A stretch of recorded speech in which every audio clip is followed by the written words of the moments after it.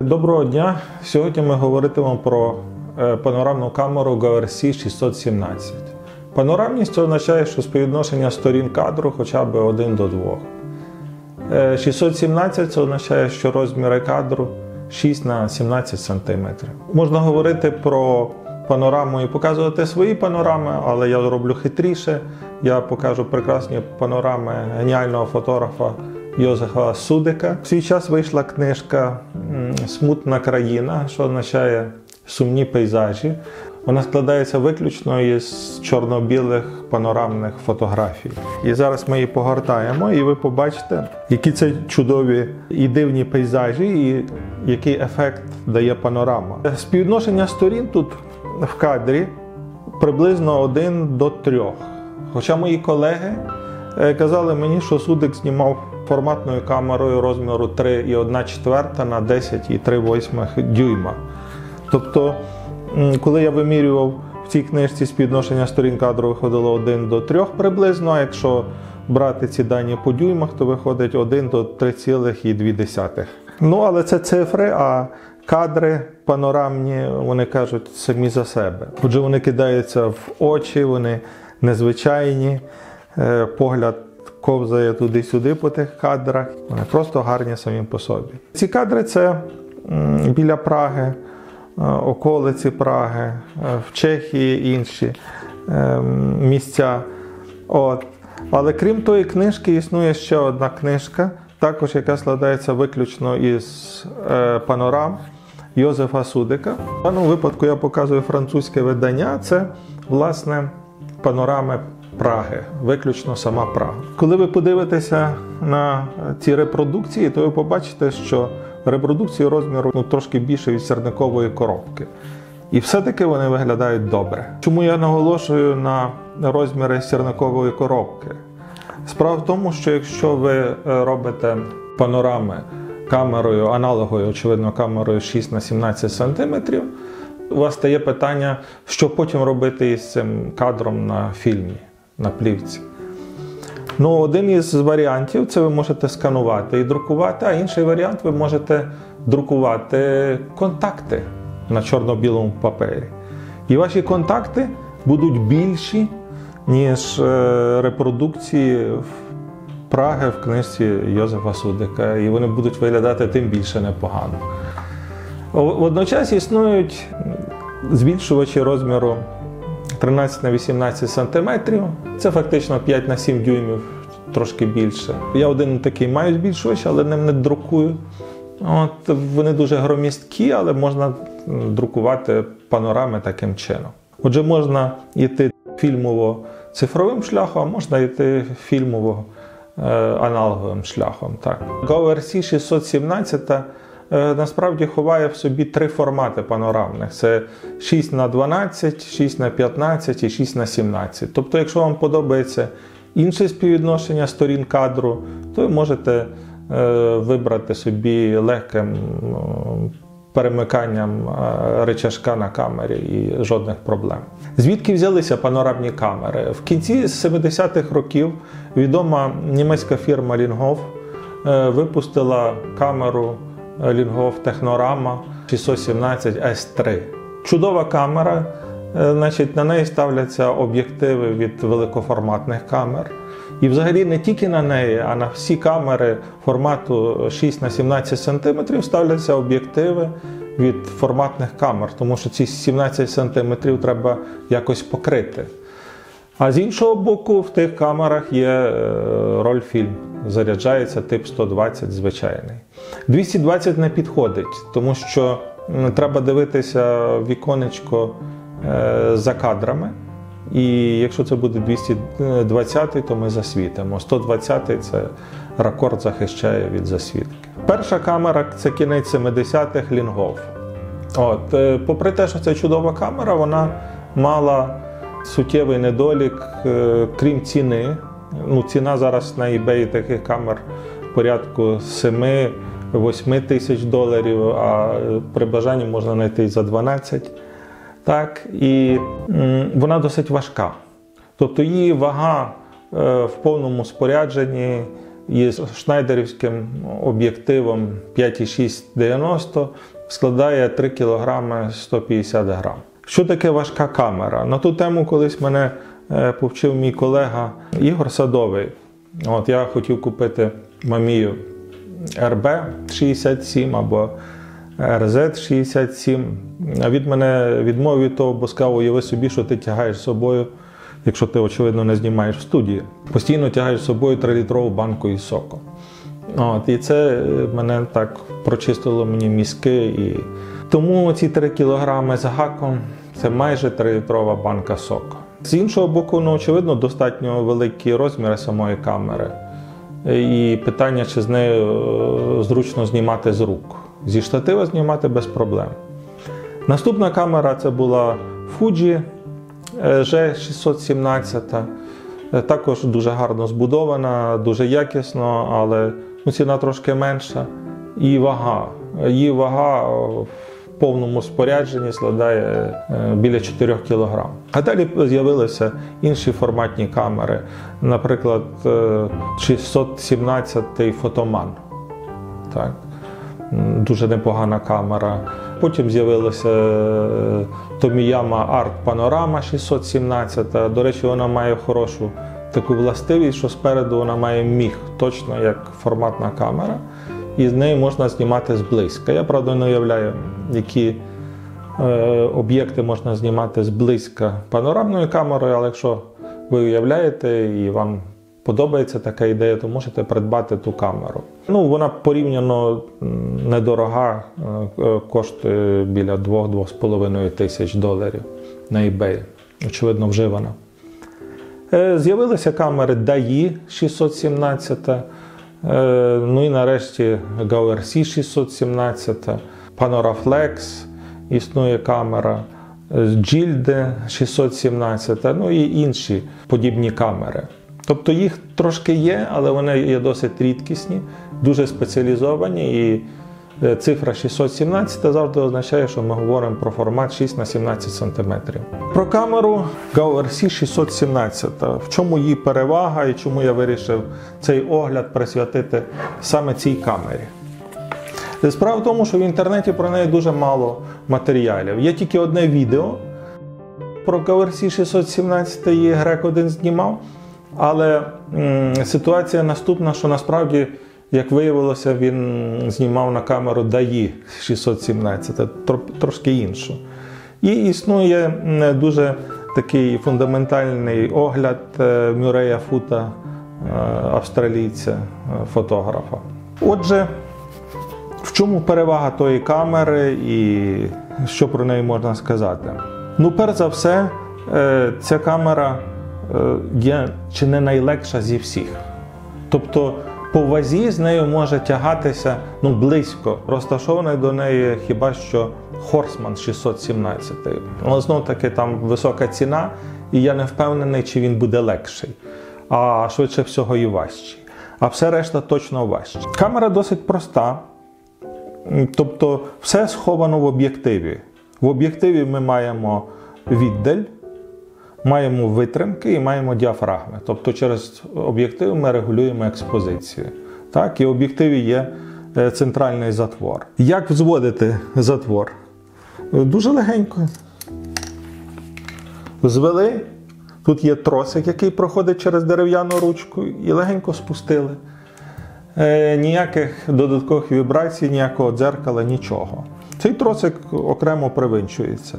Я вже згадував, що ця камера має властивості і великого формату, і середнього формату. Значить, для того, щоб виставити правильну експозицію, для того у нас є експонометр, зовнішній експонометр. Ми взяли, поміряли витримку, діафрагму, виставили і нема проблем. Це звичайна процедура, і в середньому форматі часом вона зустрічається. Так? Інша справа, як визначити віддаль. Так? Значить, для цього ми маємо кришку зйомну. Вона збудована досить фундаментально. Це важливо, тому що при такому форматі кадра вона має не прогинатися і акуратно підтискати плівку. І ззаду ми ставимо матове скло. Саме матове скло кріпиться на магнітиках. Ось ці магнітики легенько приставляються до фільмового каналу, але це кріплення не дуже надійне. От, і якщо трошки порухати матове скло, то воно легко може впасти і розбитися. Так? Очевидно, відкривається об'єктив. На ньому є це великоформатний об'єктив, спеціальний перемикач, щоб ми могли відкрити об'єктив і дивитися через нього на матове скло і наводити відповідно на різкість. Очевидно, ми мусимо це матове скло вийняти і вставляти фільм і працювати далі. Ну, трошки тяжка процедура. Очевидно, що на задній стінці ми маємо віконечко, де ми виставляємо відповідні номери кадрів на цій камері. От. Тобто, коли ми хочемо відзняти не перший кадр, то ми мусимо фільм ганяти туди-сюди. Ну, не дуже зручно. Ну, але враховуючи, що номінально є 4 кадри, 6х17, то це трошки і ніби не так багато, але все-таки трохи часу займе. Тобто, сама камера – це є коробка із прижимним столиком, із 2 ручками, одна зверху, друга знизу для перемотки плівки. Так? І з ручкою збоку, за допомогою якої виставляються різні формати. Тобто ті формати, що я казав, 6х12, 6х15, 6х17. Фактично, насправді, менше.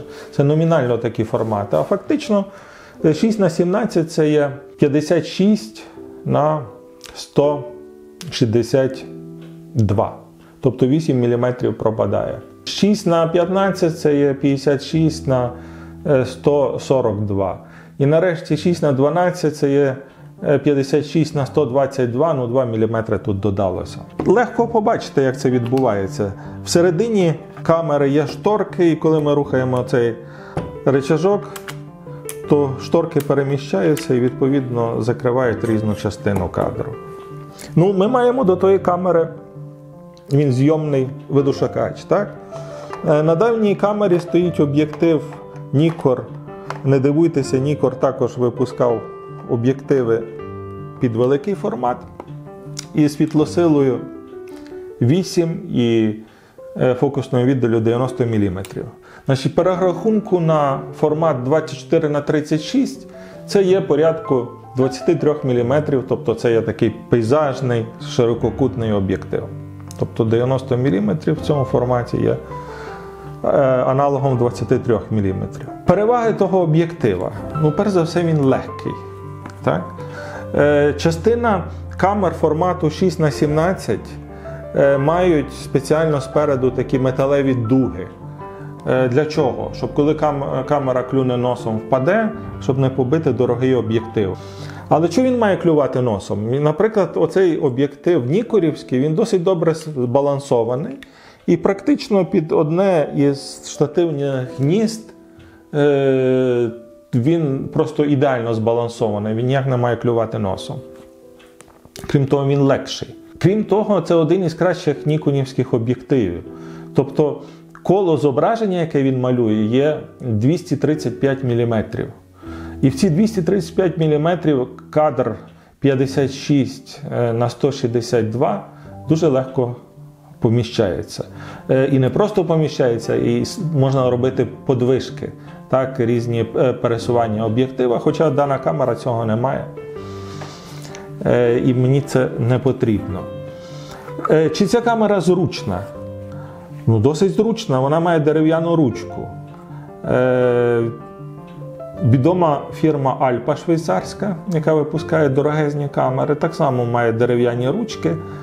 І в рекламі пишуть, що там кожен пальчик лягає в своє окреме гніздо. Тут немає окремого гнізда для кожного пальця, тут є 3 гнізда, але 4 пальці в них гарно лягають. З іншого боку, таку ручку не можна поставити, бо тут є шибер, який захищає плівку, якщо ми хочемо поміняти об'єктив. А як міняється об'єктив? Разом із тубусом. Але на практиці це досить складна операція, бо тих камер зараз не випускають, і тубуси ви не придбаєте окремо, тобто це велика рідкість.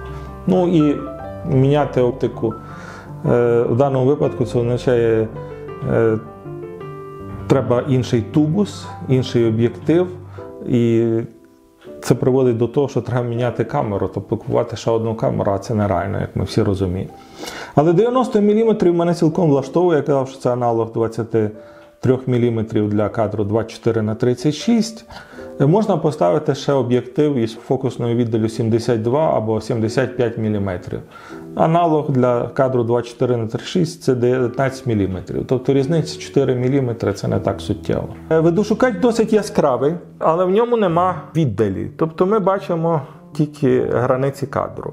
Посередині обмеження для кадру 6х12, по краях це 6х17. А 6х15 це лежить посередині між тими двома форматами. Якщо ми хочемо міняти інший об'єктив, то, очевидно, інший тубус, я вже говорив, і інший видошукач. Ну, ось така система. Як обійти оце незручне тягання плівки туди-сюди і як обійтись без матового скла? Значить, дуже простий метод. Нещодавно фірма Xiaomi випустила лазерний дальномір, який легко вміщається в мене в руці. Ви наводите лазерну точку на будь-який об'єкт, який ви знімаєте, і ви маєте віддаль із точністю до 2 мм. Ми навели віддаль, використовуючи метри, нанесені на об'єктив. І все. А якщо ми знімаємо пейзажі, то нескінченість і глибина різкості, яка є достатня для діафрагми 8, а при інших діафрагмах глибина різкості ще більше наростає, то ми маємо прекрасну можливість взагалі не користуватися ніяким дальноміром. Хоча, якщо ми все-таки захочемо побачити кадр через об'єктив, то ми знову вертаємося до зйомки із матовим склом. Тоді треба мати, напевно, накидку чорну чи якусь, щоб захистити матове скло від зайвого світла, і тоді можна знімати тільки зі штатива. Отже, є два методи зйомки тою камерою. Один метод – це знімання як камерою великого формату із матовим склом, а другий – як метражкою. Тобто ми маємо видошукач, маємо точний дальномір, границі кадра бачимо, і можемо знімати з рук.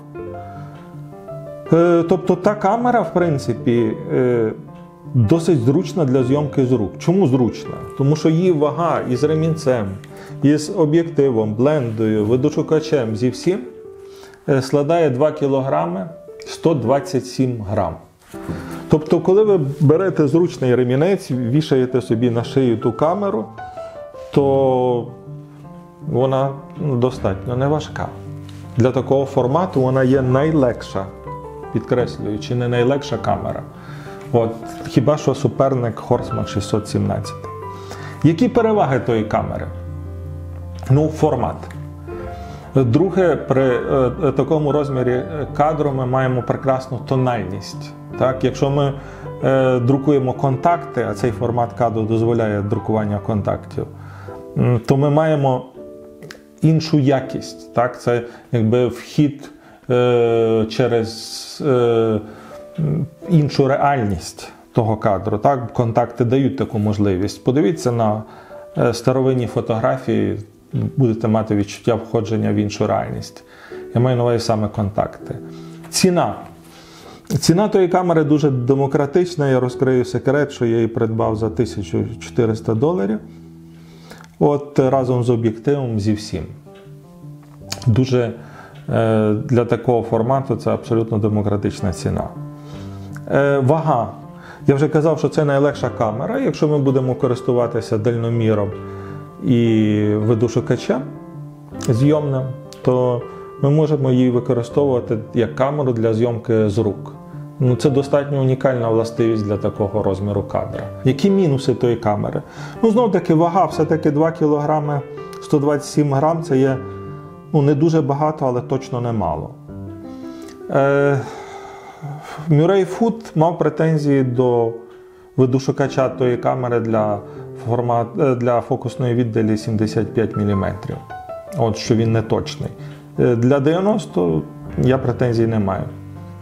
І нарешті, якщо ви хочете ту камеру використовувати в режимі як великоформатну камеру, це справді не дуже зручно ганяти фільм туди-сюди. Наприклад, в камері DAI є зйомний задник із плівкою, ви приставляєте скло і потім легенько приставляєте, наганяючи фільм туди-назад, зйомний бек. Тут того нема. Але це плата за малу вагу. Таким чином, зручна камера, і якщо ви зацікавитесь панорамними камерами, то можете задавати будь-які питання, пишіть і постараюся вам відповісти. А також раджу вам звернути увагу взагалі на панорамний формат, і, зокрема, на книги, присвячені пейзажам в форматі панорами Йозефа Судика. Дякую.